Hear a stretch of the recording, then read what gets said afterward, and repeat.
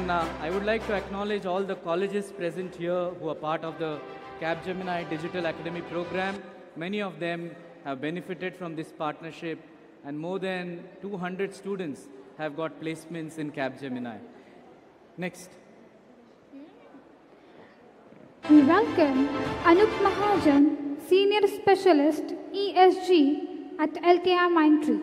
Do we have Anup and Shabnam from LTI? No, I think they are yet to reach. Yes. We welcome Ms. Shabnam Sultana, Senior Executive. No, she's yet to reach, both of them. Yeah. We welcome Mr. Girish Bidani, Center Head. Yet to reach. Next.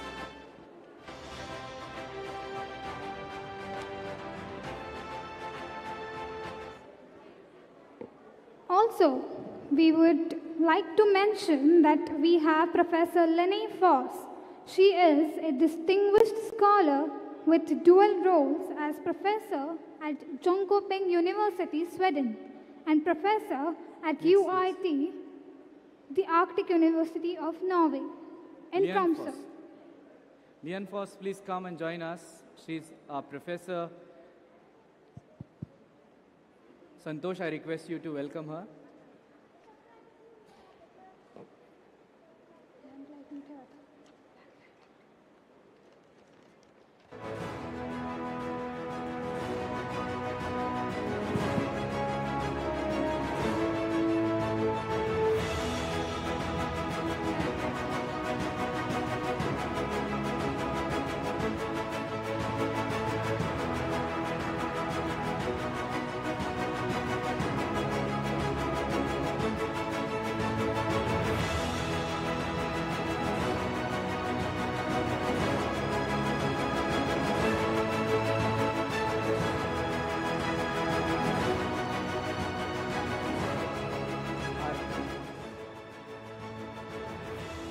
Hello all, I am Santosh Urlikopi, you might all know. I am the Chief Mentor of Fuel.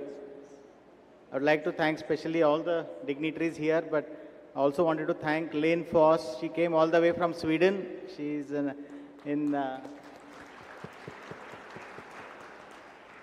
it's a very difficult to pronounce Jönköping University, and she's come all the way, and we are trying to collaborate with the university, so that's also an important aspect why she has come here, to see how we can do exchange programs with Sweden. Thank you.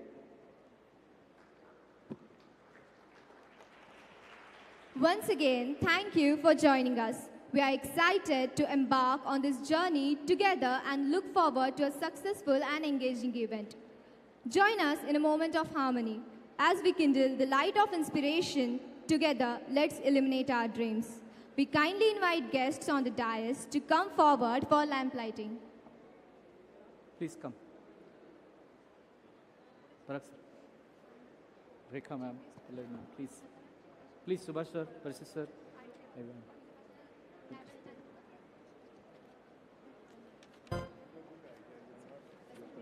Yeah. शुभं कुरुत्वं कल्याणम् आरोग्यं धनसम्पदः शुभं कुरुत्वं कल्याणम् आरोग्यं धनसम्पदः शत्रुबुद्धिविनाशाय दीपज्योतिर्नमोऽस्तुते दीपज्योतिर्नमोऽस्तुते शुभं कुरुत्वं कल्याणम् आरोग्यं धनसम्पदः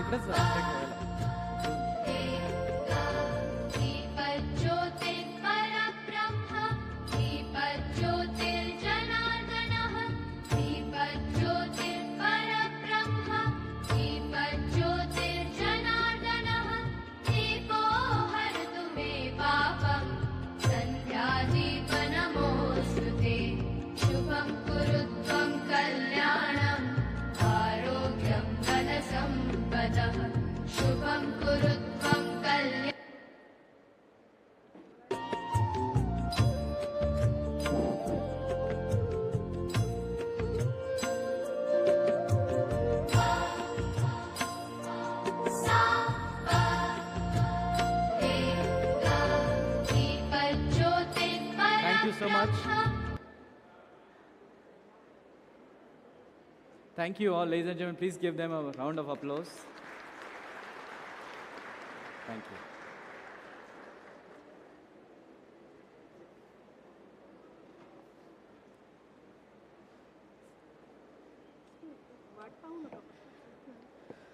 मंजिल उन्हीं को मिलती है जिनके सपनों में जान होती है। पंखों से कुछ नहीं होता, हौसलों से उड़ान होती है। Now, it is an absolute honor to introduce the visionary behind this event, the founder and chairman of Fuel, Mr. Ketan Deshpande. At the age of 19, he embarked on a journey in the development sector with a mission to ensure that no student misses a career opportunity due to lack of information. In 2007, he founded Fuel, providing career counseling, academic coaching, and future skills development to over 1 lakh underserved youth. Ketan sir is a PubTech Fellow at Cambridge University, UK, and has represented India at the Global Entrepreneurship Summit GES 2016, hosted by former President Obama at Stanford University, USA. His work has received appreciation from the former President of India, Dr. APJ Abdul Kalam, and prestigious awards including the Ashoka Fellowship. Recently, Ketan sir was also awarded as 40 under 40 by the business world. Now, I request Ketan sir to share his valuable insights and guidance with us. This mic is on? Okay. Ladies and gentlemen, distinguished guests, esteemed dignitaries, CSR and HR leaders, and the entire Fuel family. I would request all our students to take their places as we begin our Foundation Day proceedings today. It's an absolute honor to welcome our distinguished guests for the Fuel's 18th Foundation Day and Future Skills Summit 2024. Today we gathered here not just to celebrate a milestone, but to reflect on 18-year journey that has transformed the lives of millions. Fuel was born in 2007 with a vision to uplift and empower, and has now impacted over precisely 11,99,557 youth across the globe. It deserves a round of applause. Our ripple effect of positive change has created 9,02,882 found their path through career counseling and academic coaching. 200,093,768 gained new skills through future skill training, and 2,907 received scholarships from 78 CSR donors across last 10 years. 18 साल fuel के इस तरह से काम किया है कि ऐसा लगे कि भारत देश में एक नया तूफान आने वाला है। वो कहते हैं ना, हो गई है पीर पर्वत से पिघलनी चाहिए, इस हिमालय से कोई गंगा निकलनी चाहिए। सिर्फ हंगामा खड़ा करना हमारा मकसद नहीं है दोस्तों, हमारा मकसद है कि आपकी दिल की धड़कन बदलनी चाहिए, बदलनी चाहिए।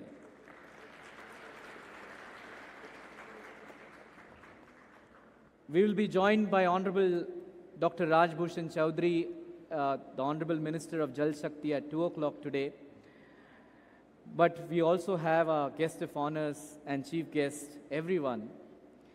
I would like to specially mention and acknowledge to our chief mentor, Santosh Hurlikoppi, whose wisdom and guidance have been our constant North Star.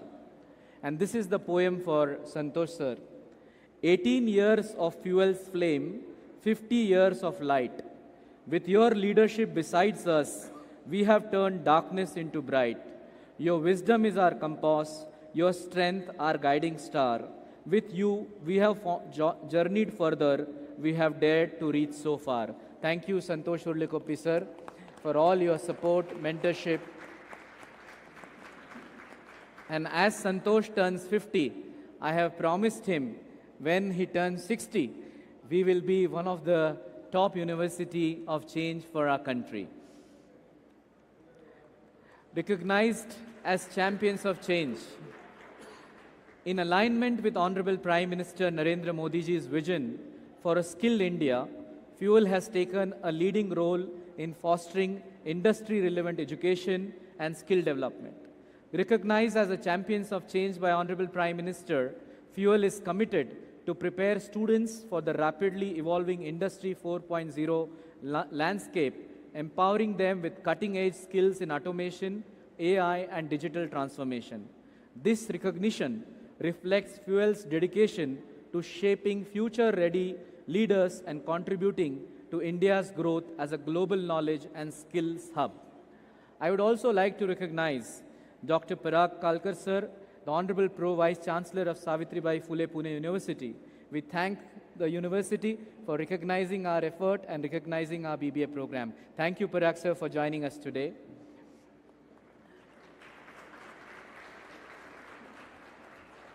I also wish to mention our top CSR leaders of the country who have joined us, and Rekha Pillai, the head CSR of BP India.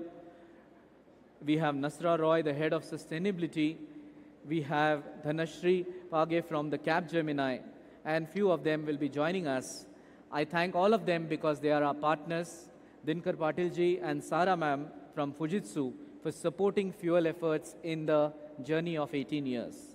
I would also like to mention Chairman Subhash Tyagi ji from Gold Plus. We are very proud to have him here, an entrepreneur who has shown courage what a glass industry today could be.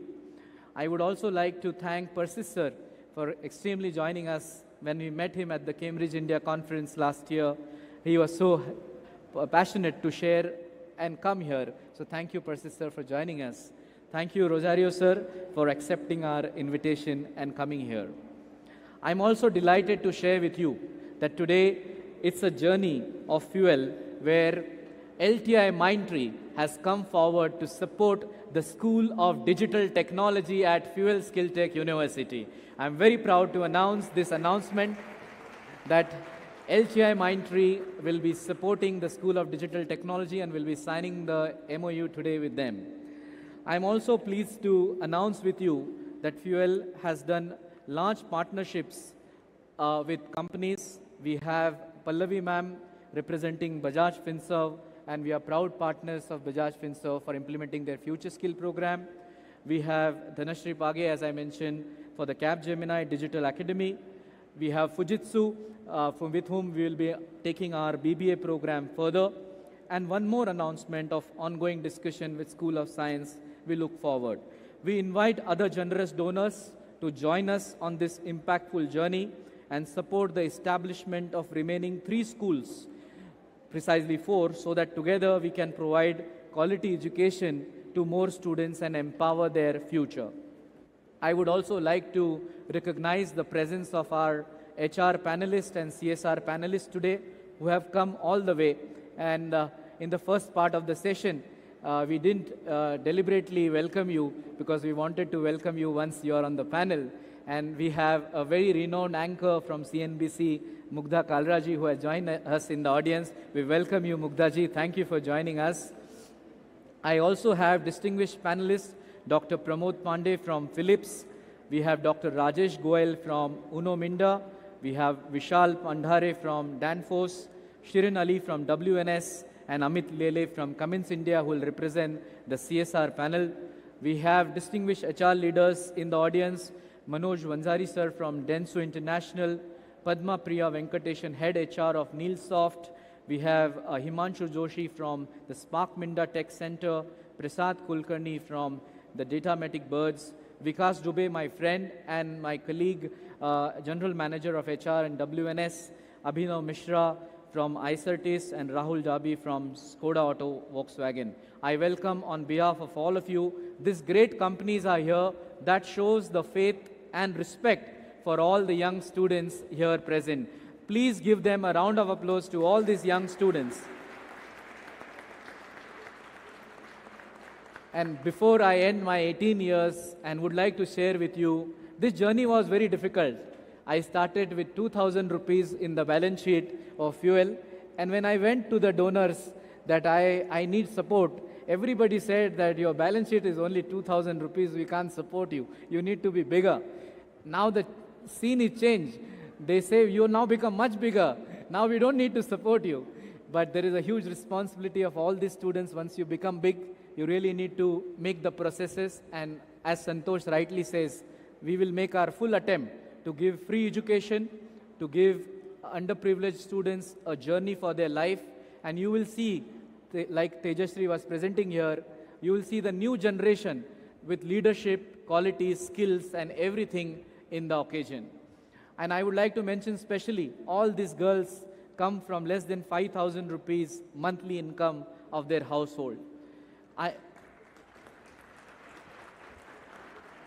And I can vouch for their poverty because most of the houses, my team and I have visited personally, they stay in 10 by 10, less than 100 square feet kind of area, but the fire in their belly is so hard. They have energy that they will conquer any placement or interviews. And they will make sure that whichever companies they go, they will remain there and grow that company 10x. So my tip for all the HR heads is, if you hire them, your company's growth is assured 10x because they have the fire in the belly for them. So on behalf of all these students, I appeal to all of you, whatever format, in whichever support you can support to them, please definitely support them. And they all have the enthusiasm for the future. Today at Fuel, we are breaking the cycle of poverty for the most disadvantaged group in our nation by providing scholarship for education, career counseling, and future skill training. And I want to share with you, when we met the Honorable Prime Minister of the country, when we met the Honorable Lok Sabha Speaker, when we met the Honorable Defense Minister, everybody said that what you are trying to solve is one of the top priority areas of government, but you have actually shown how it is done. And that is something which is commendable. I alone cannot do this. I have a team of all our professors, teachers. I would like to specially mention Director Dr. Sayankar ma'am, who has come all the way from huge academic background. Colonel Kanade, who served 30 years in Army and was part of Symbiosis, is now with Fuel. We have many industry experts and placement heads and professors, and our own Cambridge Alumni Network, from where me and Santosh got the fellowship, is also supporting in giving this future skill to students. Lastly, I also want to mention all our truly progressive officers. They are called as TPOs, Training and Placement Officers, but I would like to say they are truly progressive officers of their respective institutions who are here. We also have Sri Bode sir, under whose leadership we started the Fuel Placement Training Program at various colleges, is now reaching out to more than 150 colleges every year. So we are not only supporting our Fuel institution, but you see these MOUs we have signed with all these colleges who will be part of our program, and we work with them to make this effort happen. Lastly, a vision for future. Expressing a strong desire to partner with Fuel, we are aiming to launch our university for 20,000 youth. The government of Maharashtra has issued a letter of intent to us, and we are soon likely to be an approved university. We invite industries, colleges to co-create the Center of Excellence, learning opportunities and internships. We also are proud to launch the book Glassman of India, which narrates the inspiring journey of Subhash Tyagiji, which is co-authored by me and Santosh. Together we can make a difference. We urge all our beneficiaries and audience to make the most of this program. I also want to thank my mother, who is present here in the audience. She was a judge and a judicial district judge for 30 years. I never remember utilizing her name any time, but she always gave me that courage and support, because of whom today we are here at 18 years of Fuel. Thank you everyone for sharing and caring. Look forward. Thank you.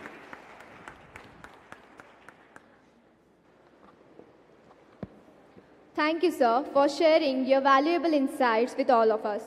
Moving ahead, we have some important launches and announcements of Fuel for the year 2024. Ladies and gentlemen, we are now launching our Hope Story booklet. It depicts a story of courage, perseverance, and hope of our scholars. I request all the dignitaries to come forward for the launching ceremony.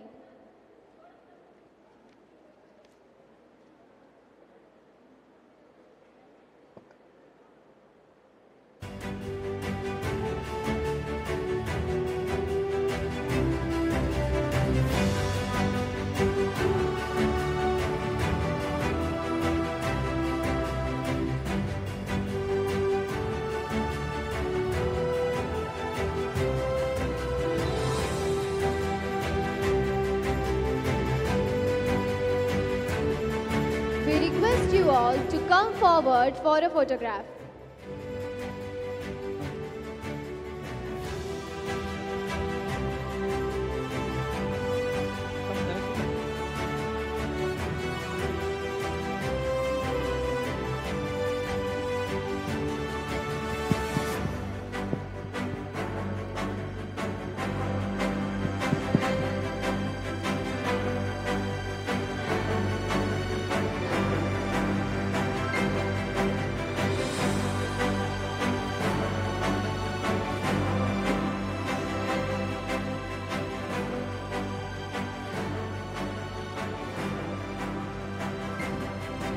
Yeah, next. Ladies and gentlemen, today we have Mr. Subhash Tyagi with us.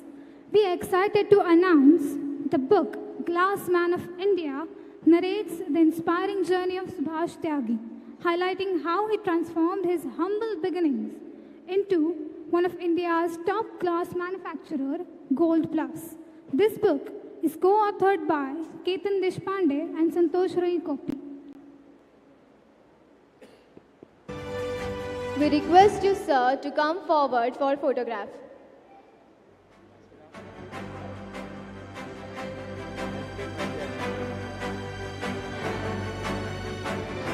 So it's been an absolute honor to write this book about Shri Subhash Tyagi ji. I met him couple of years now, back in Belgaum in Karnataka.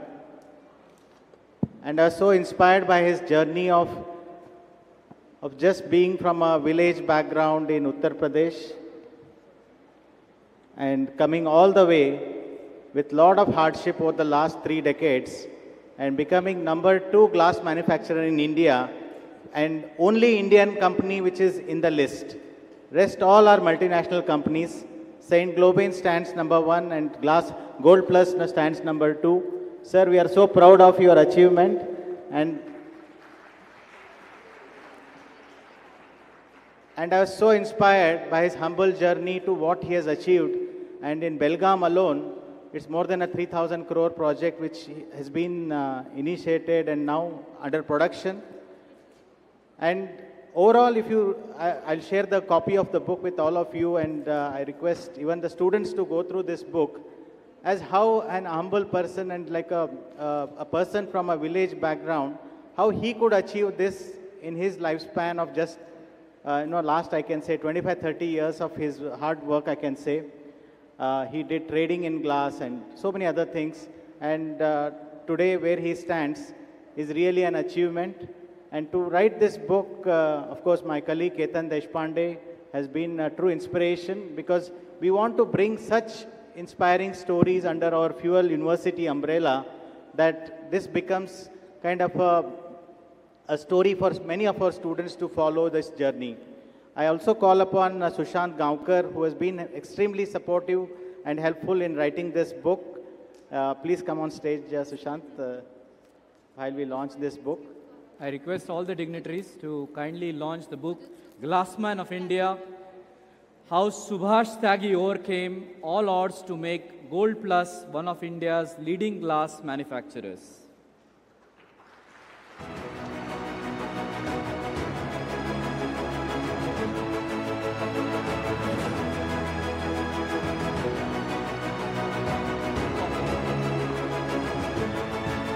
Subhash Tyagi, sir? Yes. Santosh?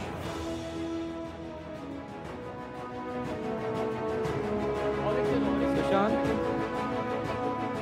Can we capture this moment, please? Thank you.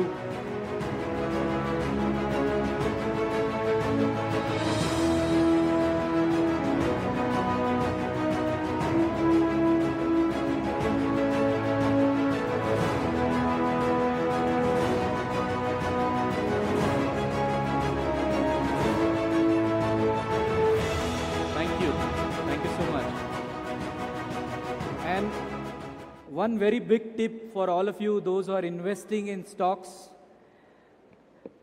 the Gold Plus is soon coming with the IPO. So please keep an watch on Subhash Tyagi, sir.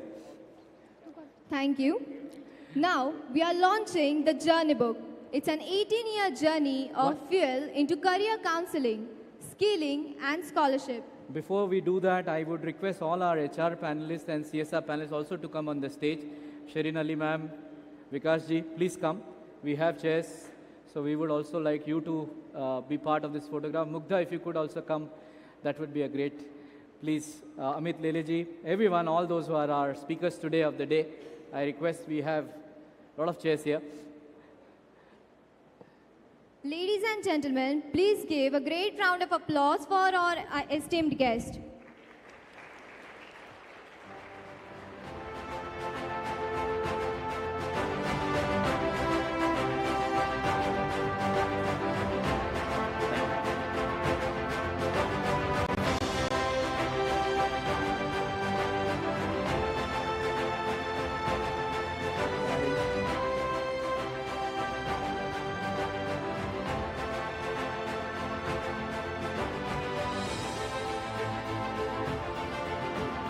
Yeah, no, we'll do it.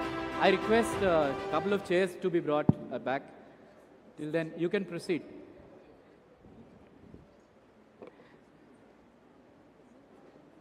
Please start. Yeah, continue.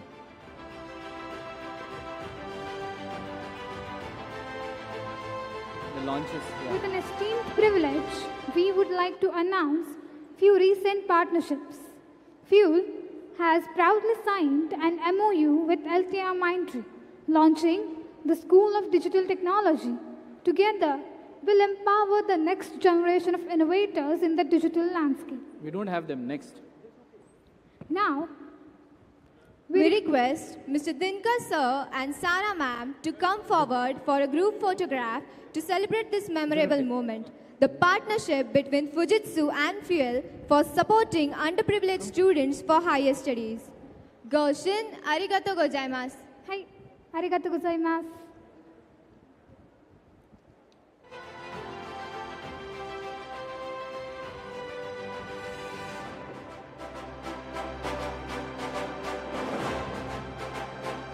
Parag sir.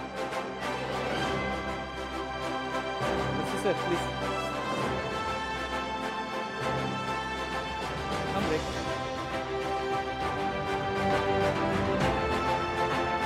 Come, Rick.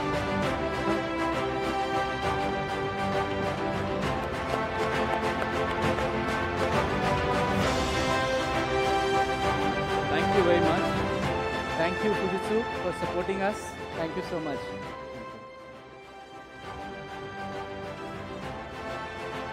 Next.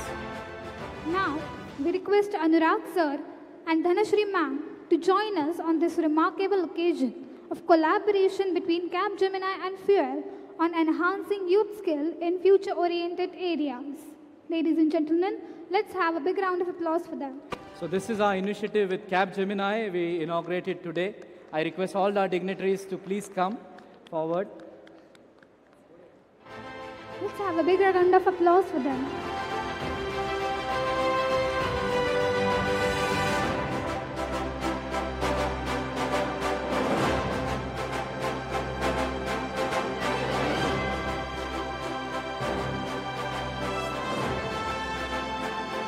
Thank you for your support. Moving ahead, we request Rekha ma'am and Nasra ma'am to come forward for the collaboration between BP and Fuel. Focuses on enhancing youth skill in future-oriented areas. This is a big step. We already been working, and this is one of our token. Thank you, Parag sir. All the dignitaries, please come. I also request all our back dignitaries to stand for. We'll also take it as a photograph. Sorry, our stage is smaller this time.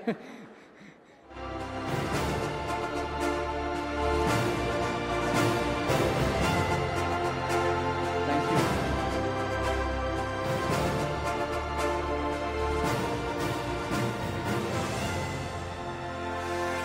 Thank you. Through a powerful partnership, Bajaj FinServ and Fuel are committed to upskilling youth in futuristic skills, paving the way for the future. So we request Pallavi ma'am to join us for the This is photograph. the Bajaj FinServ team. Thank you, Pallavi ma'am, for gracing the occasion. Parag sir, please. Please, everyone. Yes.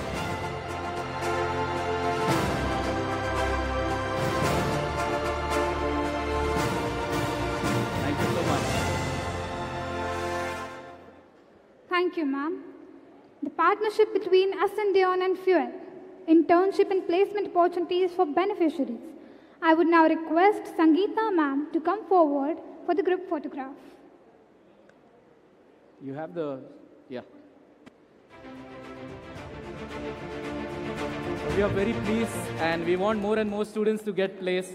That's how we're going to do it. Thank you so much. Thank you everyone for your support. We are now thrilled to announce about the launch of Award Spring, which is a user-friendly platform where students can easily find and apply for scholarship that matches their qualification, ensuring a seamless and efficient experience. Whether you are in high school, college, or postgraduate studies, Award Spring helps unlock your future opportunities.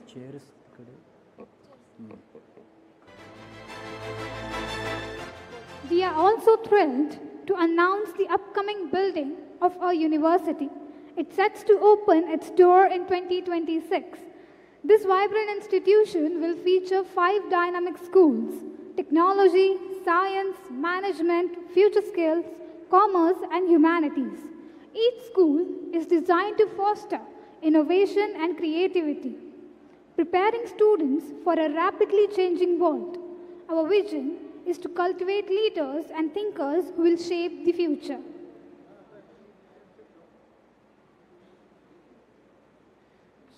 So before we move, we would now like to take the keynotes.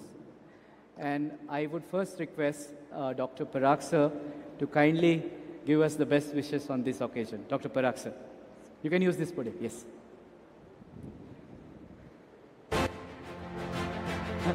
Yes.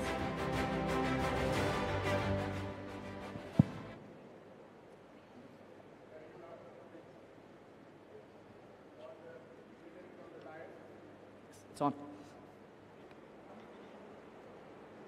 Ketan Deshpande, Founder Chairman Fuel, Santosh ji, Chief Mentor, and all the industry partners, professional association who have joined this 18th Foundation Day and Future Skills Summit today, and the students of this prestigious institute. I'm very happy to see the kind of progress this Fuel Business School has made in last 18 years' time. 18 years is not a goal, 18 years is a milestone. We always travel. And when Mr. Ketan was reflecting on what achievement you have done, it's really marvelous. The industry nowadays is looking not for the degree, not for that award, but they're looking for degree plus. And that plus is something which in form of various kind of skills. LinkedIn says that 42% of the present skills are going to be obsolete by the end of 2024. So skills of today's are going to be obsolete tomorrow. And the industry and the professionals need performing art. We must look higher education as a performing art. It not only you carry whatever subjects and majors and minors, but at the end of the day, what you're ready to deliver to the professional world, to the industry. Students of today are going to be not going to be a part of workforce for tomorrow. They are going to be part of global workforce. You must have seen the advertisement of full pages in local newspaper in Pune, where some of the countries in the world, they are asking students to join as a citizen of those countries, which so many facilities are given. Recently, the Germany has requested the state government of Maharashtra to provide 5 lakh skilled technocrats to their country. Lot of country, because we have a demographic dividend, we have large number of youth available in this country. The most important part is really how you are skilling them properly. Skilling not only with the kind of hand skill, but I think mind orientation is also required. Values are also required. So I think Fuel is making a lot of effort sincerely to see that the students are being skilled properly.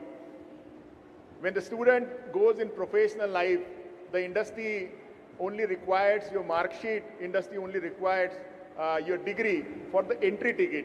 But at the end of the day, what you perform, what you deliver to the organization is more important. One of my friend is a vice president of a famous international pharmaceutical company. Just one example to cite you. When he passed out from one of the university in Karnataka, his master degree, he was placed in the same company. It's a 14-year backstory. Today he's a vice president. When he was passing out, there was some issue in the university, so the final year result was delayed by 6 months. In between, because he was placed through campus placement, he joined the company and today is a vice president of this same company which he had joined 14 years back. He was telling me one day, sir, in last 14 years, nobody has asked me whether I passed or failed. What was my grade? What was my final year mark sheet? So at the end of the day, industry and professional work response required what are the skills you have and how you are going to deliver. There are multiple skills. There are behavioral skills, there are performing skills, so many skills are required. So I'm very happy that humanities, commerce, technology, so many skills you're imbibing. And you're catering to the students who are sincere and hardworking. They're needy students. So I'm very happy to see that Fuel in last 18 years has achieved so many remarkable things. And they are futuristic approach because they're going to convert their institute into the university in future. So we need the universities who create skilled manpower, not for India, because the youngsters in here are going to be part of global workforce 2030, 2040, and 2050 also. And we are missing in our education is reskilling and upskilling. I think you can more focus with the support of industry about the reskilling and upskilling also, because those who are in the work as a part of workforce today need to upskill themselves, need to reskill themselves for the future. So there is a lot of scope which is coming where no other traditional university is having focus, where Skill University can see that upskilling and reskilling for the existing manpower and creating a futuristic manpower is also important. So I wish this Fuel all the best and thank you for inviting me to this. All the best.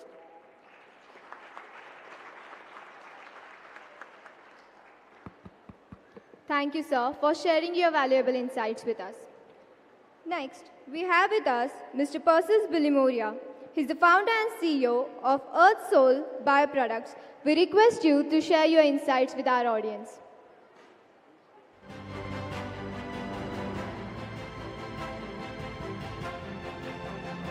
Firstly, thank you, Ketan, Santosh, and for all the board at the Fuel Academy for inviting me. For the students, मी तुम्हाला क्षमा मागतात की माझं मराठी स्पष्ट नाही आहेत, तो मी अंग्रेजीमध्ये बोलू शकतो तर चालेल. So basically, in the last 5 months, I have been lecturing at the Cambridge University, where Santosh and Ketan are honorary fellows like me. And I've been lecturing on climate change, due diligence, and risk management. And the first thing that struck me when I was talking to students, about 50 or 100 per class, was when I was narrating the actual experience of climate change, none of them, and they were all in their MBA graduates, none of them were aware of the actual situation of climate change. Now, I'm very pleased to know that Ketan and Santosh are both carrying on a legacy which is so important for us as humanity. And the reason I say this is because there's a very famous old Red Indian saying is that we have not inherited the planet from our ancestors. We have borrowed it from our children. And what Ketan and Santosh are doing are ensuring that the debt that we owe to our next generation is being paid back in a majestic, dignified, and manner which should bring a lot of happiness and joy to all of us in this hall and our nation as India. My one request, or two requests that I have to Ketan and to Santosh is that in your curriculum, you need to please bring in climate change. Because I will say this, that everything that we are doing today can be upended and can be completely disorganized with the impacts that are going to take place within the very near future. I'm not even talking what is happening now, but what's going to happen within 5 to 10 years. And it's incumbent upon us as the intellectuals, as the professors, as scientists, to educate you young generation so that you can take decisions on your future careers based on due diligence, research and assessment that has been done individually. You need to be aware of the real situations happening and not going by social media and misinformation that is taking place. I think this is very critical. And so this is my parting wish, is that I see FUEL emerging as probably one of the first universities in the country which can have an entire program built around climate change. Thank you very much. Jai Hind. Thank you, sir, for enlightening young minds present over here. I now request Ms. Rekha Pillai, Head CSR, BP India, to come and deliver her thoughts.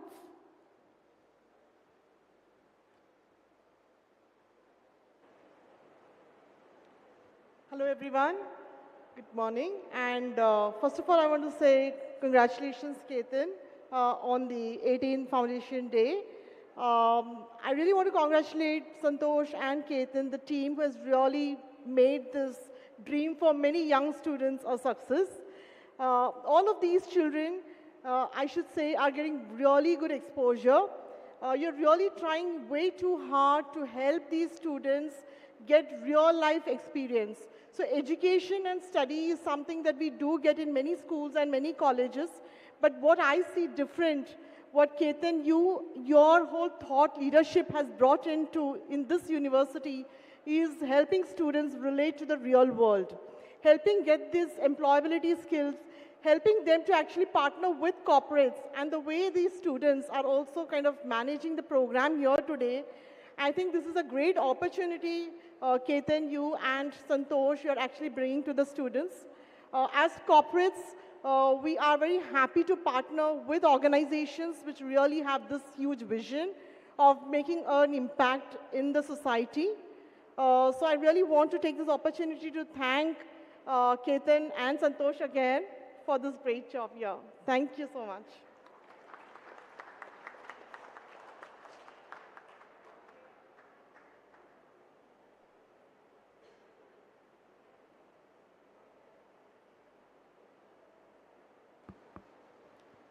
Thank you, ma'am.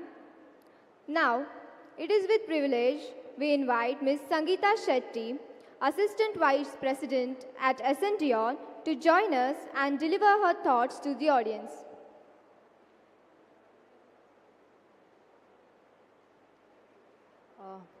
Thank you.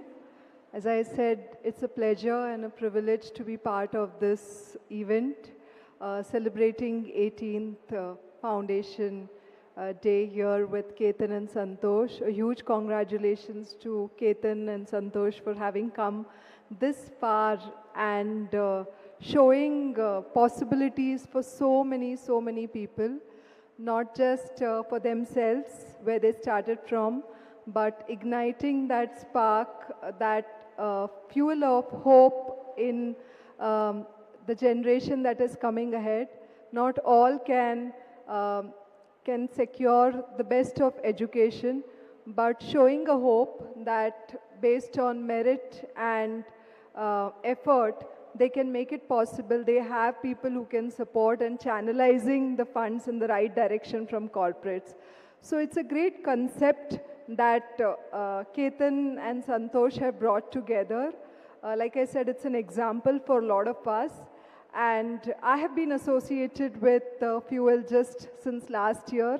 I am personally very happy with the association, where I believe that I may not have, or I'm not yet established to a point to sponsor to the extent of the large corporates, but in my capacity as an organization, we can certainly support the future of students alongside their education, and that's where I play a role.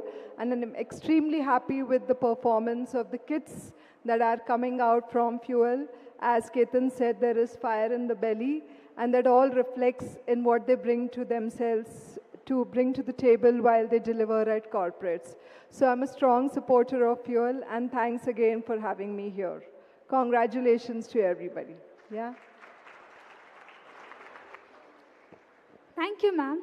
I now request Ms. Sara Kowalska, Head Environmental Impact at Fujitsu, to deliver her thoughts.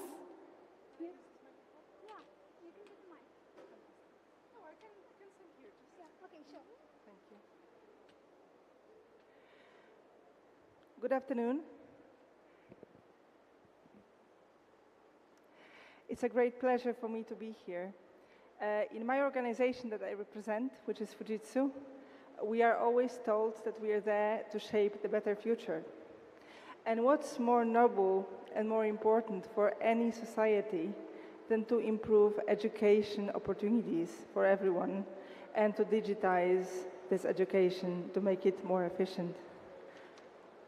I'm very proud to say that thanks to the fantastic Fujitsu Consulting India team, represented here today by my lovely colleague Dinkar, we managed to enter this partnership. And this is a 2-year journey for us, so we are relatively young, but we have already supported 15 schools across 3 different states of India. And this year, we announced the scholarship program, which you have heard of before today already. I think that, honestly, I don't get easily teary, but when I saw those beautiful examples of this long work of 18 years, I was really moved. I really had to wipe my eyes, because it's an amazing impact that we drive together. So it looks like we can actually say that we are adhering to the motto of one vision, one mission, an educated nation. Really very proud of you. Thank you very much.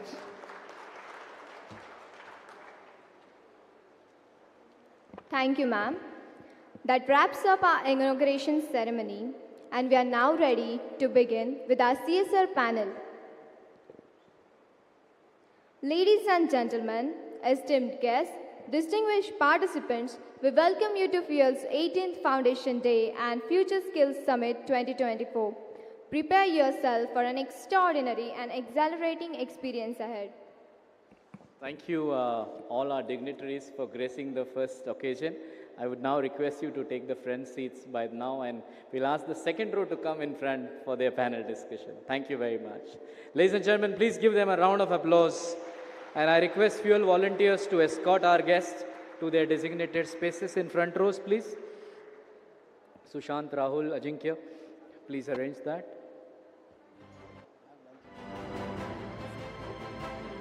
Ladies and gentlemen, before I introduce all the CSR panelists, please, I request all the CSR panelists to come forward.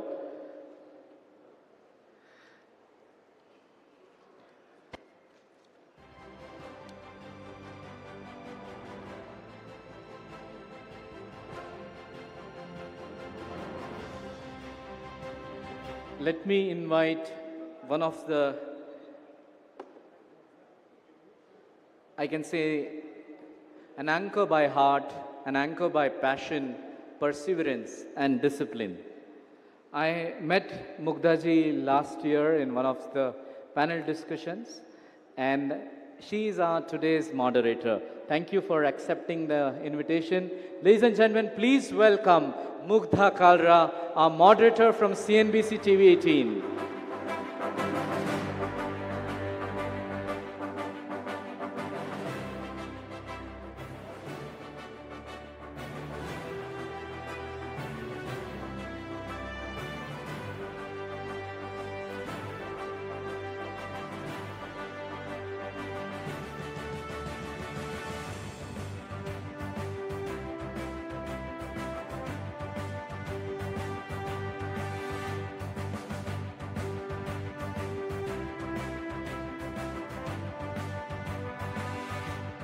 May I call upon all our panelists.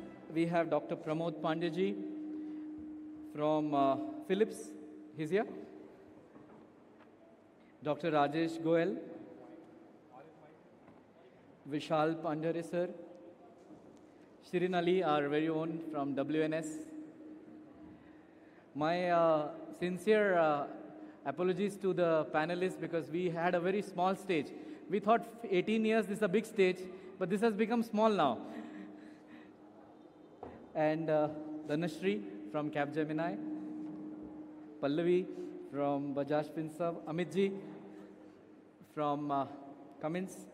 Amit sir, please.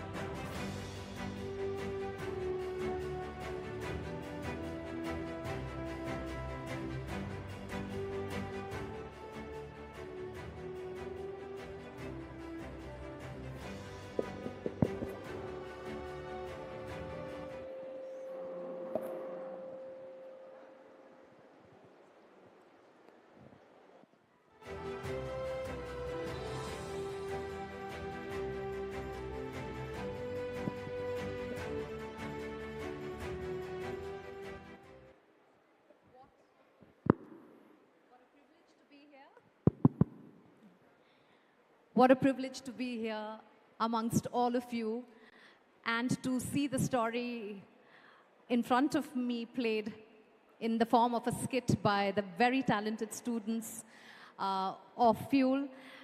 I am delighted to be here on the 18th Foundation Day, and I can tell Ketan that ab adulthood ho gaya hai. Now you're 18 years old. Right now, till this time, you were doing a lot, and now you're getting in your adulthood, and now you will have more responsibilities, as they say. Absolutely. This is such a wonderful opportunity to interact with everybody, all the partners and the students. और मेरी आवाज़ पीछे तक पहुँच रही है आप? The last row जो कि पगड़ी पहने हुए है, पहुँच रही है? All right, great. So today we are talking about corporate social responsibility.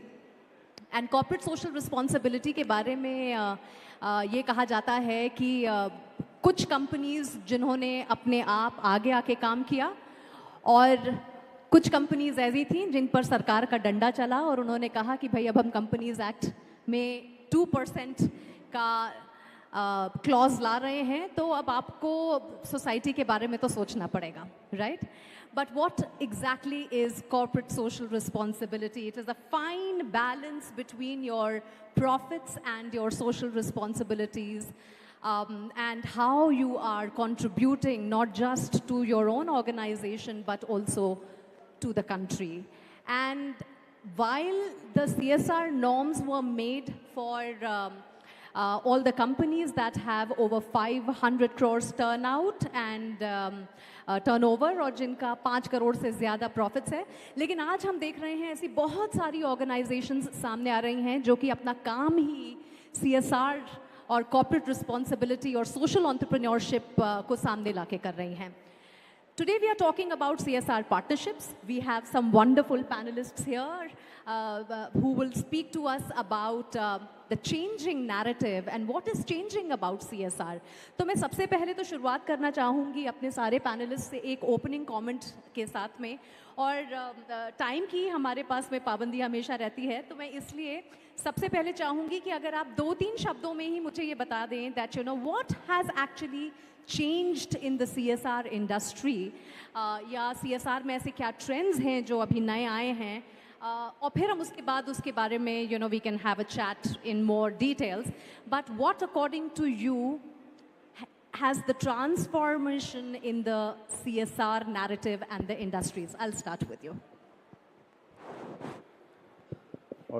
I'm audible? Yeah. Delighted to be here, and thank you so much for a wonderful opportunity. In my point of view, now regulator are asking more and more about this component. Earlier, now if any company as a MNC, if they are operating a worldwide operation, so now there are multiple frameworks they are talking about what you are doing in this particular space. Just take example of like GRI, Global Reporting Initiative, and same time, you know, SDG goal, especially SDG goal number 4, 9 and 13, climate action, and 4 is the talking about education, quality education. And 9 about industry, innovation, and infrastructure. So now, and BRSR, we cannot forget, because SEBI, now new regulation came in picture, business responsibility and sustainability reporting. So beyond 1,000 company, they have given also framework in CSR, what kind of expenditure you are doing and what impact you are creating on society.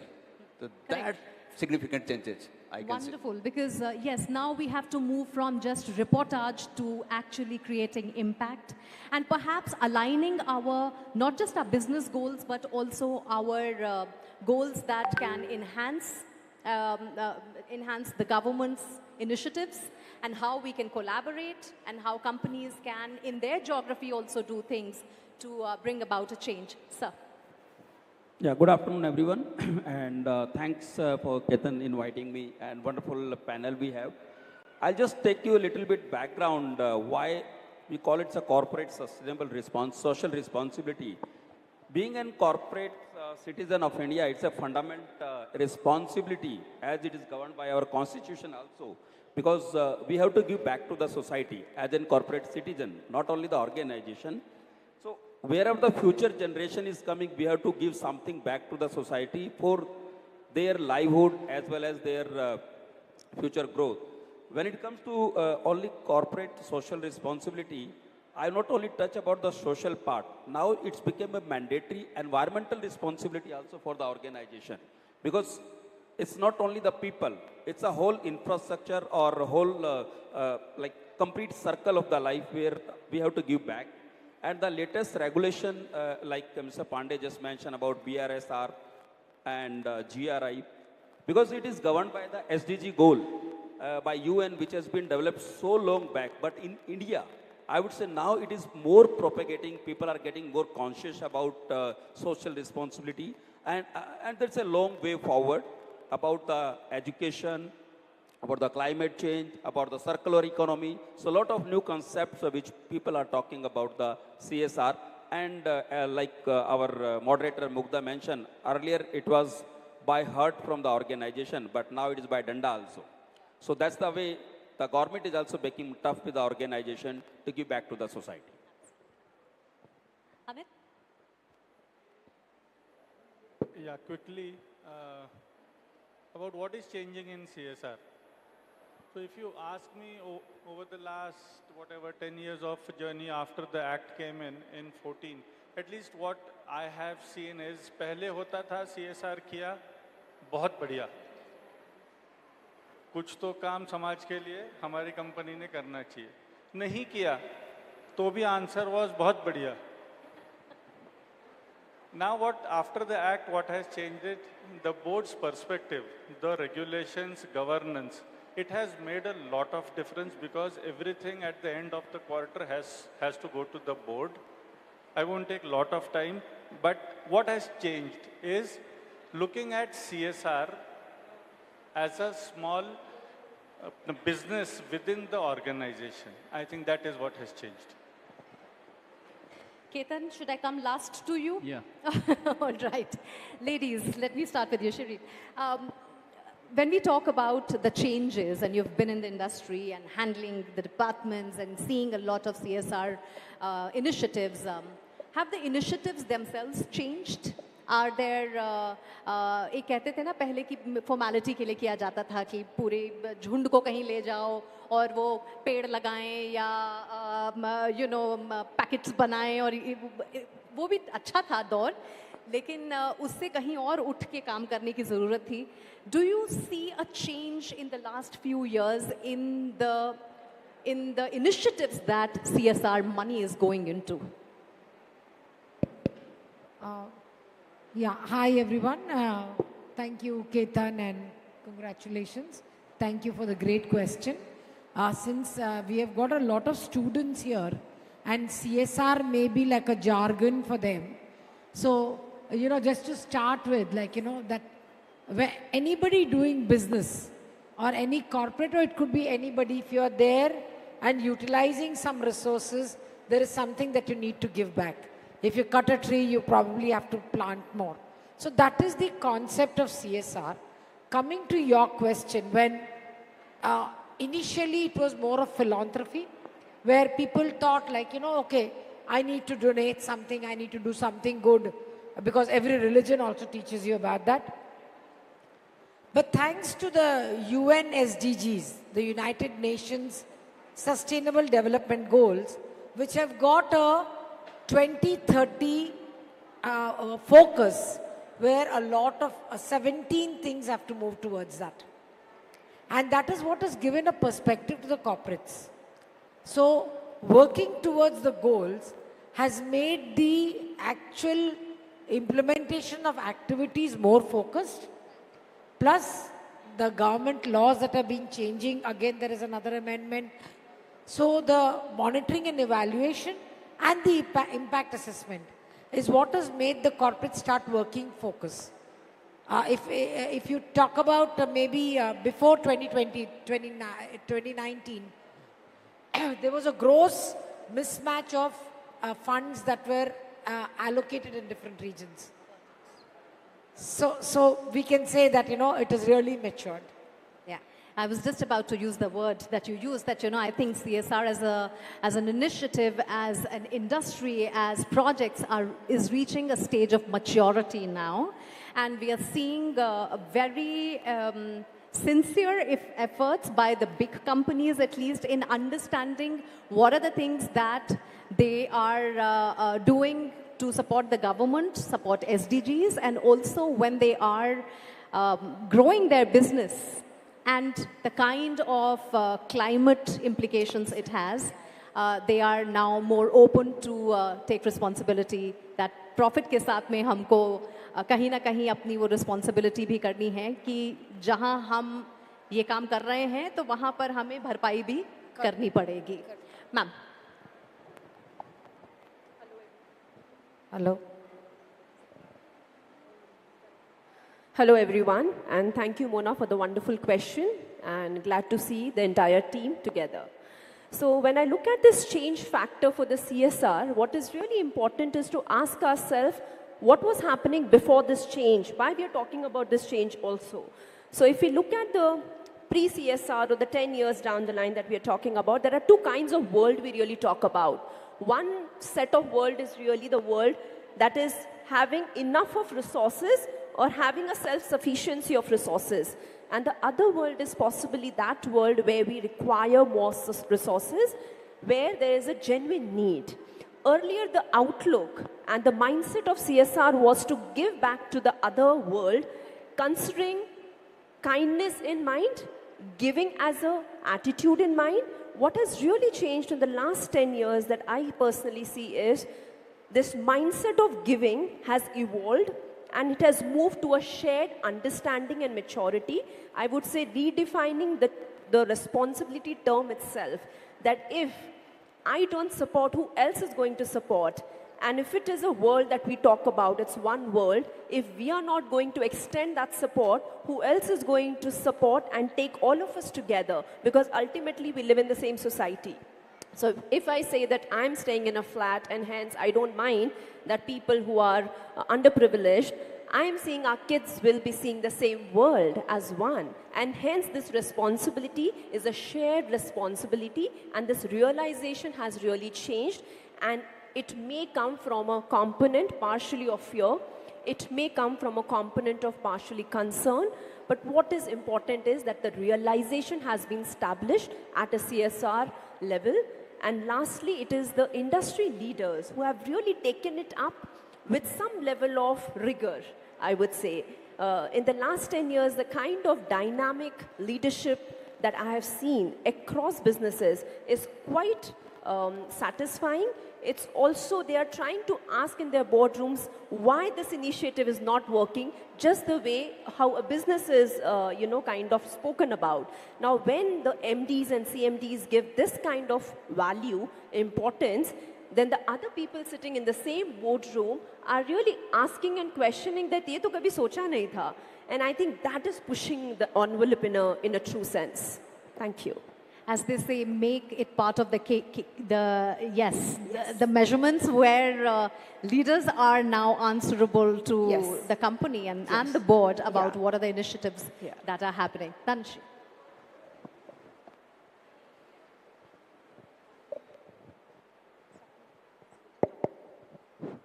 This is working now.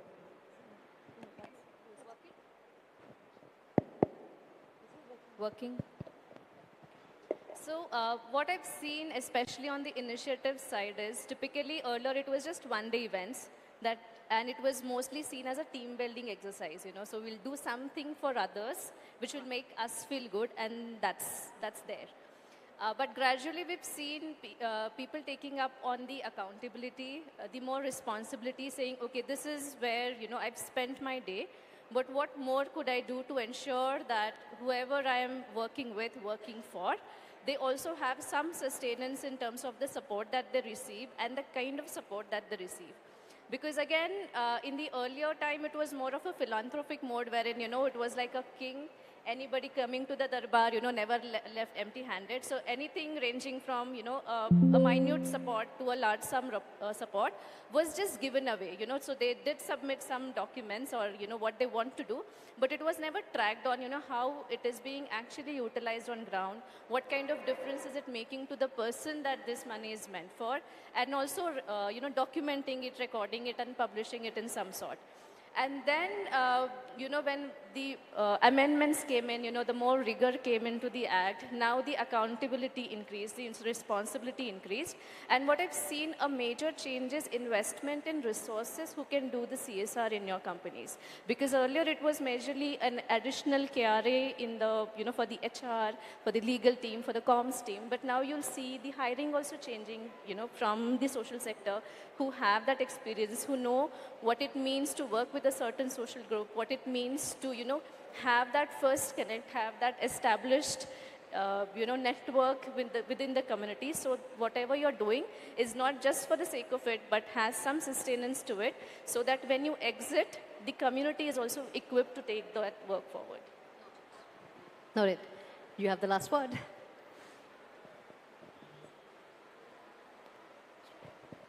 Hello. So first of all, thank you so much, everyone. And my thought over here is, like, CSR should be starting from individual entity. I heard the word Ubuntu. It means that my existence is just because of everyone is existing. And if I wanted to exist, then I should let everyone to grow and have their existence very, very empowered way. Okay. मैं एक छोटी सी story बता सकता हूँ. So CSR जिस तरह से अभी सभी ने कहा हुआ है कि CSR first it was very different, like a one-day activity or team management activity. But nowadays it has been changed. Now we are looking at what impact or what kind of social impact we are driving. Okay, every individual from their perspective and along with the organizational supports. So एक छोटी story बताता हूँ कि पहले अगर जिला परिषद की स्कूल्स होंगी, ओके, ZP स्कूल्स, अगर आप वहाँ पे जाओगे तो बहुत सारी स्कूल्स ऐसी है जहाँ पे उनका sanitation, toilets, these are not good at level what we are seeing right now. So I personally feel, I work in an organization where they work prominently for sanitation purpose. Ma'am ने कहा अभी UN SDG goal, so 7 number का गोल होता है sanitation and 6 number का गोल आता है clean water. जब हम कोई भी स्टूडेंट्स, सभी स्टूडेंट्स को अच्छा पीने का पानी और सैनिटेशन देंगे, उनका आरोग्य अच्छा रहेगा, तभी वो अच्छे से स्कूल आएंगे और पढ़ पाएंगे. अगर वो पढ़ पाएंगे तो हमारे देश की उन्नति तय है. So that is what the intent should be for CSR. Wonderful. So if I can sum up the first round, we are looking at a more matured CSR narrative. Philanthropy की जगह अब हम impact की तरफ जा रहे हैं. There is an urgency because you're seeing changes around you. SDG goals को बहुत ज़्यादा stringently follow किया जा रहा है, not just in India but everywhere across the globe. We are also looking at accountability with the right kind of reportage. And where I'm going to get Ketan in is CSR, which is now working with collaborations and partnerships. So now what the other trend that is picking up in the industry is that industry is now seeking partners who can better do the work of CSR initiatives and projects than them in terms of picking the right stakeholders, picking the right collaborators who are already doing work in the industry, following the SDG goals, and that partnership is now coming together.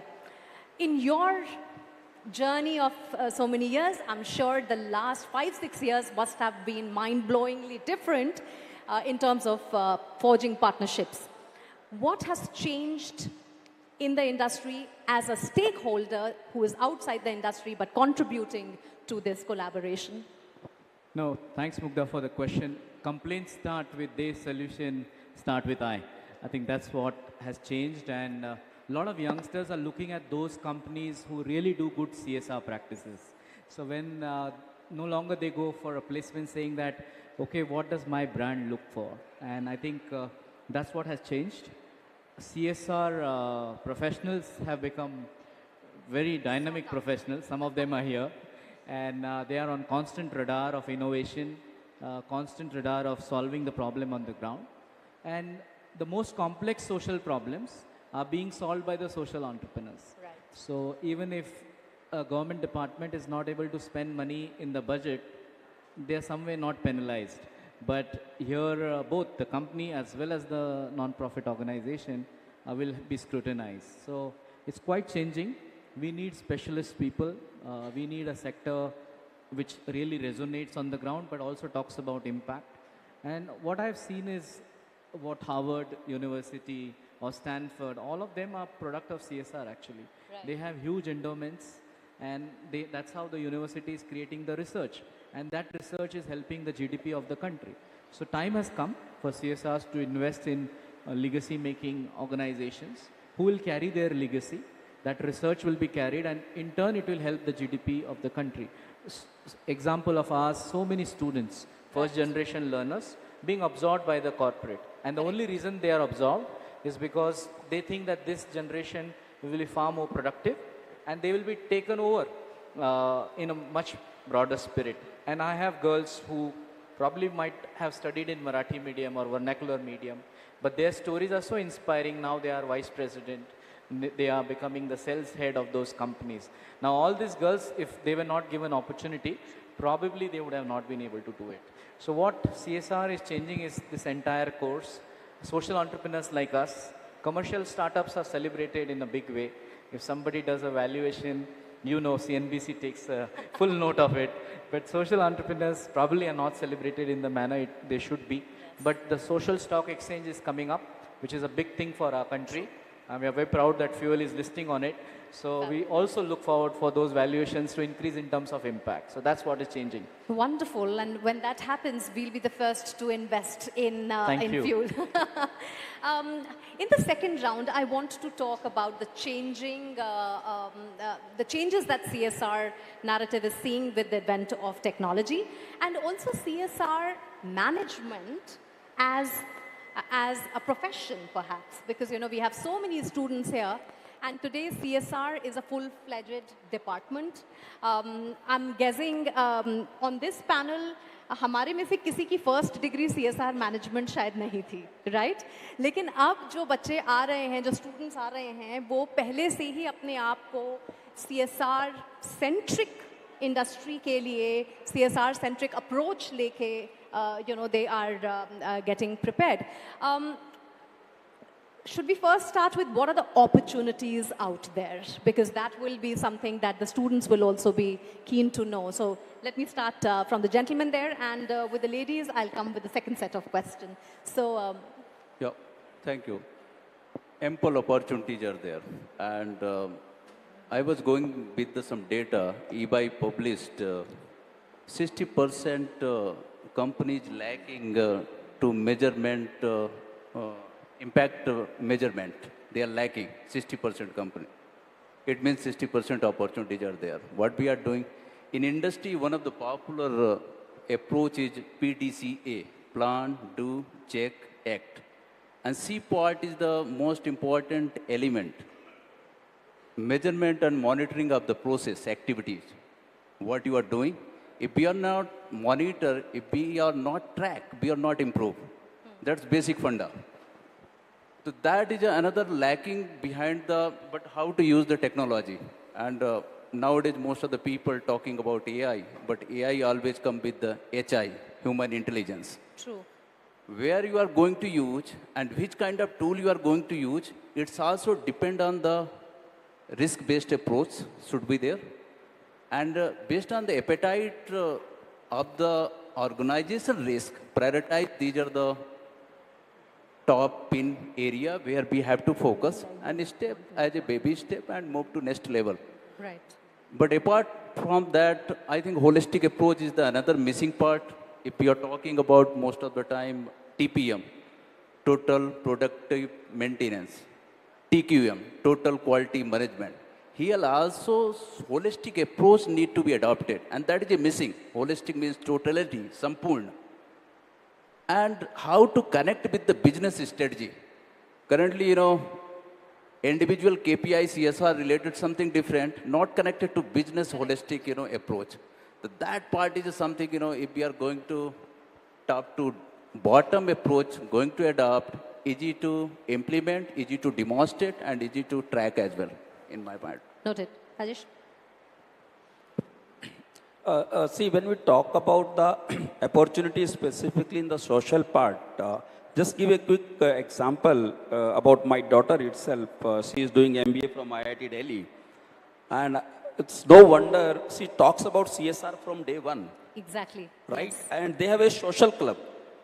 Earlier, when I was in college, we used to have entertainment club, sports club. But nowadays, there is a social club, and she was fond of getting into the social club rather than to get into the cultural club and sports club. And the name is Niva, the wonderful name. And the opportunity through social development, they are approaching to the industry from day one. Right. They will learn the marketing. They will learn the social entrepreneurship. They will learn the social responsibility as a corporate citizen. So apart from this side-by-side opportunity to learn through the social, I would say now they are talking about the a broader band of sustainability. Because social is a one part of sustainability. True. And being myself, I did my research on sustainability, develop sustainable manufacturing.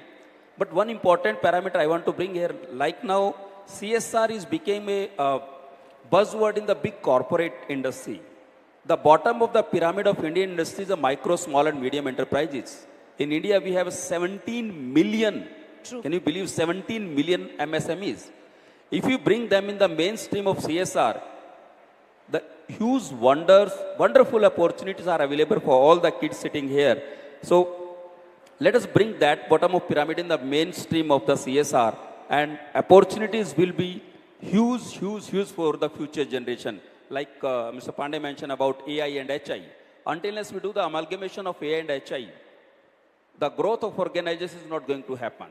So, social angle, if you integrate with the mainstream of the organization, the abundant opportunity will be created for the social entrepreneurship, for the organizational growth, and again, without losing the focus on MSME. Very, very good points made there. That, if we have to tap a CSR set of mind, if we have to develop an impact-based work culture in the company, then why only the top companies? We have so many smaller companies. Our entire economy is run by small and medium enterprises. If more and more people join the workforce with a CSR bent of mind, with a CSR background or degrees, वो अपने छोटे ही initiative से कम वो company के work culture में एक giving और impactful काम का जज्बा जो है वो लेके आ सकते हैं. Very well put there. Amit, I want to speak to you about the innovations that are happening in the industry when we are talking about CSR. How is technology, how is AI changing that whole setup, and does that need a different skill set now to be able to contribute to the projects and to the way CSR initiatives work? The larger answer to what we are seeing of technology and innovation in CR. As of now, if you ask anyone in this world, including me as an engineer, how can I bring technology and innovation in CR, and there is a mental roadblock. So when I came to the CR space after being in the industry as an engineer for 20 plus years, what brought me to CSR was, how do I get innovation and technology in CSR? I will try and quote few examples. I will use a combination of Marathi for the people here to understand, because these are on ground CSR problems which were looked at through technology and innovation. And the simplest example to cite here for everyone is a solid waste management problem. So we have been working with PMC for at least a decade. We worked with them at a project site called Katras. We ensured that the project is now ISO certified. But the aspect of innovation bringing in is very simple. In the entire supply chain of solid waste management, where we start from segregation at source and then end in either recycle or landfill. So once we were doing it, in the entire supply chain, what we found out, the weakest link. And weakest link, as per us, with our experience, we will say it's at segregation at source, or the plants are not good, recycling not happening. What we came to know is the weak link is the push cart. The push cart, which actually would take the garbage from a household to the sorting center. Now we have seen PMC making push carts, vendor making push carts. Now the simplest answer as an engineer was, were the push carts good enough, technically designed? And the answer was no. Were they ergonomically designed? Were they aesthetically designed? The answer was no. So as an engineer, what I simply did, and we being a manufacturing engineering company, we had team of analysis-led design engineers. Why can't we use FEA, finite element analysis, to design the simple push cart which will last for at least 10 years, ergonomic, aesthetic? That we did and handed over the design to PMC. After that, I won't get into, but how does innovation come into CSR? Second example, I have a lot, but I will keep it short with 2 or 3. We have seen the Curvey Road stretch, and we have signals after every 200 meters. And this, I think, was around 8 to 10 years back. We worked with Pune Police. And the simplest ask and the task what we took was how to synchronize the signals. Right. Synchronization of signals for any layman, उसमें क्या है? पहले ये signal green होगा, after इतने minutes, seconds के बाद उसके जो अगला signal होगा green करेंगे, और गाड़ी थ्रू आउट कहीं नहीं रुकेगी, ग्रीन सिग्नल मिलते जाएंगे और गाड़ी चलती जाएगी. When we actually went on ground with our engineers, and first was capturing data. Now when we captured the data for the traffic on Curvey Road, what we understood is there is a bicycle fellow, there is a 3-wheeler, there is a 4-wheeler, and there is a 6-wheeler like a truck. And every vehicle has a separate average speed. Now, how do you design a signal which will cater for a 5 kilometer per hour to a 60 kilometer per hour car? And so again, where does innovation come? So what we did, we put this as a challenge to my CFD engineers. What is CFD? CFD is It is actually computational fluid dynamics, where it is used by us when we design a combustion chamber of an engine, and it's very high tech. How does the flow of gases happen? Laminar or not laminar? Right. That was the task which we gave to our engineers, saying it is very similar to gases in the combustion chamber having various speeds. Then we use the technology, it's a software which I won't get into, a software which we used, which is actually used for the combustion chamber design to bring in what should be the timing of the signals. Wow. So, yeah, so you put your team actually to the job of simplifying the signal that was catering to multiple vehicles at the same time. Wonderful. So we saw an example there in action. Now I want to shift the narrative a little towards, yes, we have tech involved. Yes, we have opportunities in the CSR careers, so to say. But now we are also looking at very stringent frameworks, very strict frameworks. How easy or difficult has it become now? Because a lot of times industry stakeholders say that efforts ko measure kaise kare?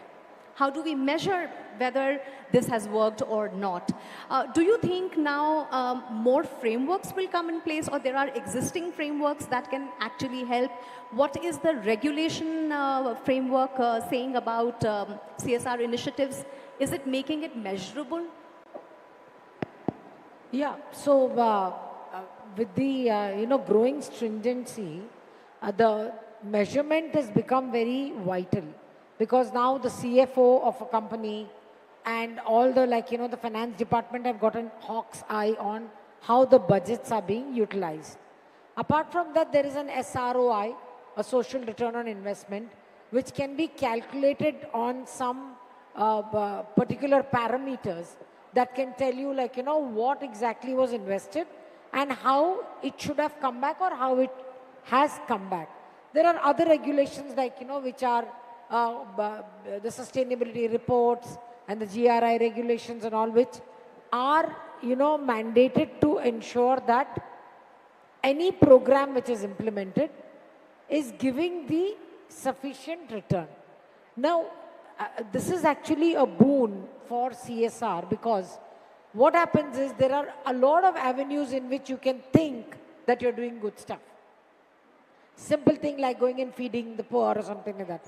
But you can never really measure as to what was invested and what was actually gotten out of it. So, and who is the beneficiary? I mean, are we going to the same beneficiaries? Is Bajaj going to the same beneficiary? WNS going to the same beneficiary? Capgemini going? Are we going to the same, or are we actually ascertaining as to which area is being tackled by whom? So the measurements and the regulations are actually a boon and are working much better for CSR implementation. Right. Pallavi, do you think there is a need for more solid public-private government partnership in running CSR programs? Because, we are looking at so many crores being invested. Now, when so much money is being invested, there has to be accountability, there has to be transparency, and there also has to be some sense on where the money is going, and if that money can be utilized for the larger good, which is measurable. Do you think we have a framework of partnership in place which needs more work, or the framework exists, but there are challenges in following it? I would say it's purely the second one. The framework does exist, but has lots of challenges, because the lens that everyone has towards it, they are not on the same page, and there are different realities of every organization, whether it's a funding agency or an NGO. I think we have to understand the context here, because context plays a huge role. If we just miss out on the context, the frameworks are meaningless. Unless and until we understand from where are we operating in this process, and I'll give you an example for that. Now at Bajaj Fin, we run an initiative called SkillServe, where we have our in-house skilling initiative. And I remember when we started in 2016, we said we want to skill the youths of India in the BFSI domain. And the questions we had were only 2 questions. That what do we do to ensure employability and post that employment? However, after 2 years, and we created the content, we started training. After 2 years, our recruiters came and told us, वो बच्चों में ना जिगर वाले बात नहीं है, जिगर चाहिए बच्चों में entry level jobs के लिए in BFSI. Now it's such a simple word that he said jigar, and that got stuck in our head. How do we decodify or how do we understand what is jigar? And then we kind of, collaborated with Anand Nadkarni, who is the founder for IPH.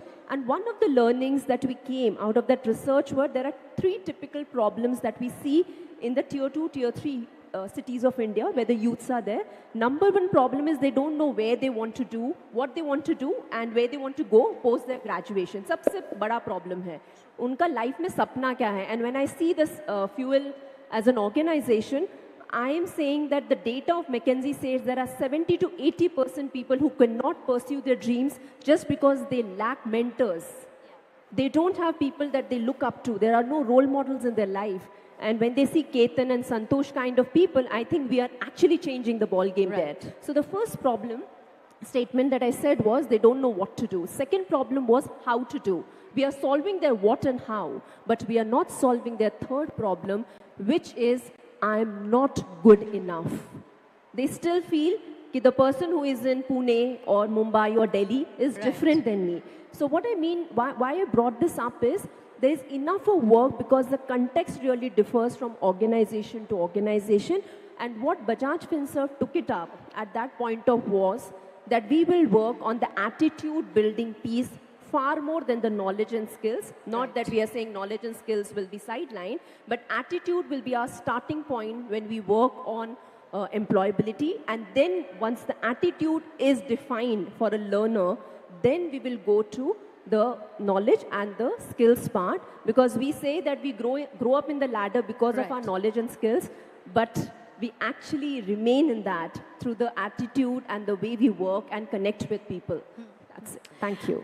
Dhanashree Vishal, I'll come to you with the same question, which is, do we have a framework? Do we need more collaborations? Do we need more platforms where we can bring people together and they can decide for themselves that, okay, these are my SDG goals, these are aligned with this social entrepreneur. Can we work together? Do we need more initiatives like that? So certainly, because what I think is we do have certain frameworks. But again, this depends on different legal teams of different entities who are getting engaged. It's my template, your template, and then the whole discussion goes into that. But when we are talking about creating that ecosystem altogether, we also have to open up avenues saying, okay, this is what I identify, or this is what my company looks at, this is what government priorities are, this is what the NGO partner is bringing to the table. Can we also look at the entrepreneurial part as well, So it's not just about the established people who are doing things, but there are, with the innovation hackathons, across the country, you'll see brilliant solutions coming out from different colleges. So they're not even graduate, but they're coming out with different colleges. They have identified those issues. They have contextualized it based on the local realities. And this is where they're also making that difference. Now, how do we bring all of them together?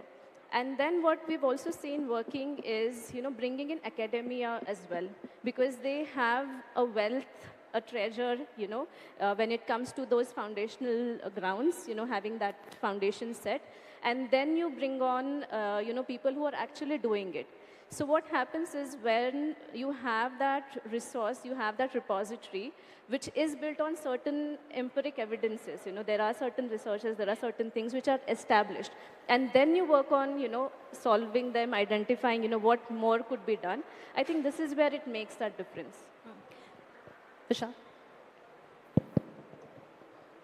So, framework is getting developed. It's completely depend on what product or what kind of CSR activities we do. So, of course, there is a social impact if we wanted to calculate for the CSR activity, what we do, then there should be a measurement tool. And that measurement tool should have the parameters, like what kind of benefits society is getting from the organization, and how organization is keeping track. How, if for example, like we are providing filters, water filters for potable water or clean water to drink. And if we just donate it, and we never seen after 1 year or 2 years, so there will be no use of any CSR activity.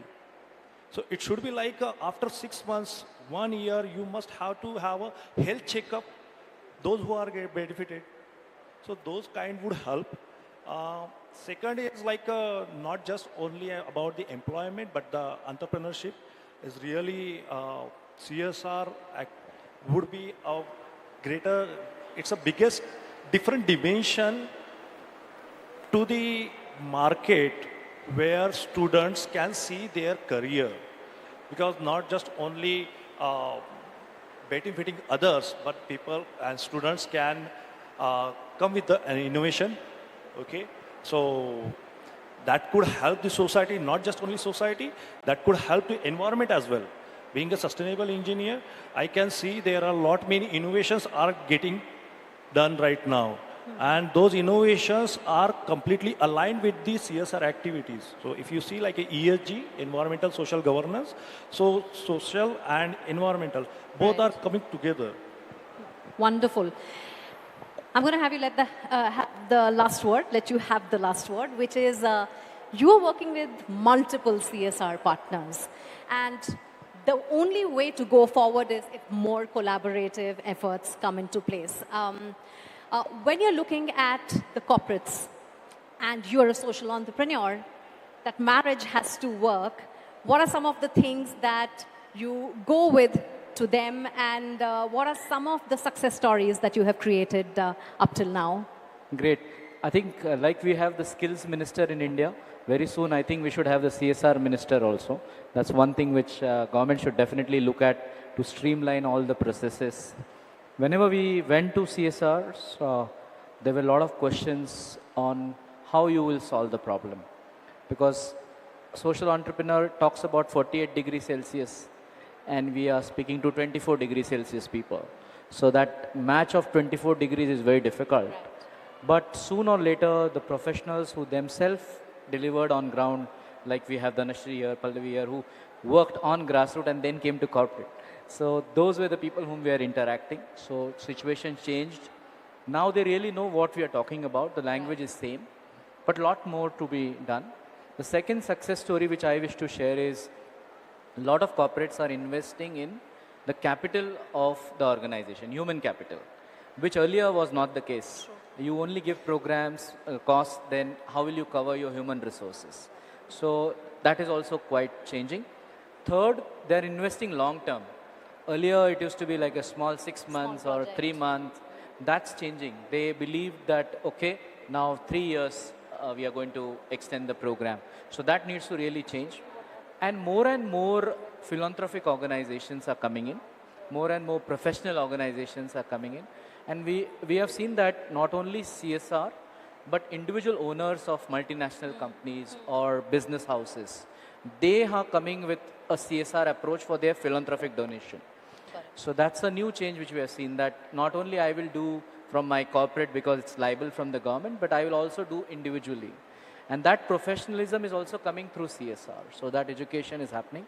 We at Fuel are starting a course in CSR, which will be a master course and followed by a PhD if those are interested. So we want to give the young professionals that opportunity to become CSR champion is also on the cards. But what I'm very proud product of CSR, Fuel is a very proud product of CSR, because all of them have huge humanity. At the same time, governance, compliance, all that is there. But whatever all these top national CSR leaders are working, they're saying, show us the real true impact on the grassroots. And there are many other impact stories, videos, testimonials, but they don't believe in that. They practically come, they see, interact with the beneficiaries. How measurable it is. And how measurable it is. And once they are convinced that the beneficiary says, the work which the organization has done is good, then they support. I think that's the new change which we are seeing. And, but at the same time, for social entrepreneurs, I want to give a message that we should not only depend on CSR. Yes. We should have self-sustainability models. We should have our own revenue generation models. So tomorrow going forward, something changes also, we'll be in position to do that. And what endowments again at foreign universities are there, similar organizations and non-profit organizations can achieve. So it's just matter of time. I think you will celebrate social entrepreneurs. Fantastic. Well, that is a very good note to end this panel on, a very progressive note and a very optimistic note to end this panel on. Thank you so much, gentlemen. Vishal here. Thank you, ladies, for your time and insights. And I hope you enjoyed hearing the deliberations of all our panelists. Thank you so much. Thanks.